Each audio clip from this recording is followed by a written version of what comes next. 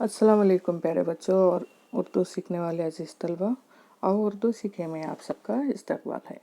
आइए हम हुर्फ़ तहजी में आज हम एक नया हुर्फ सीखने जा रहे हैं।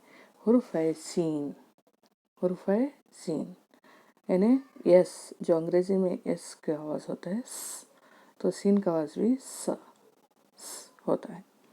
तो यहाँ पर दो तस्वीरें दिए गए हैं सीन से बनने वाले। सीन की आवाज़ होती है सा से सूरज, सा से सेब, सा से सूरज, सा से सेब। तो सीन की शक्ल ऐसी होती है, 3 शोशे होते हैं, बाद में नून गुन्ना की तरह नीचे बड़ा लिखा जाता है सीन।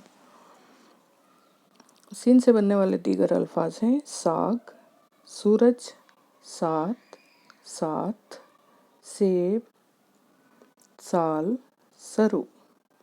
और एक बार फिर से सीन, सूरज, सेब, साग, सूरज, सात, साथ, सेब, साल, सर्द। ने सीन की शक्ल ऐसी होती है।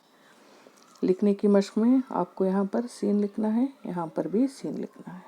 तो सीन लिखना आसान है, यानी ऐसे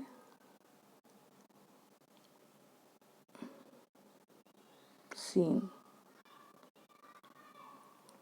यहाँ पर सीन लिखेंगे, यहाँ पर सीन, यहाँ पर सीन लिखेंगे, यहाँ पर सीन, यहाँ पर सीन, यहाँ पर सीन लिखेंगे, फिर सीन, सीन, सीन, सीन, सीन, सीन, सीन, सीन, सीन, सीन, सीन, सीन, सीन।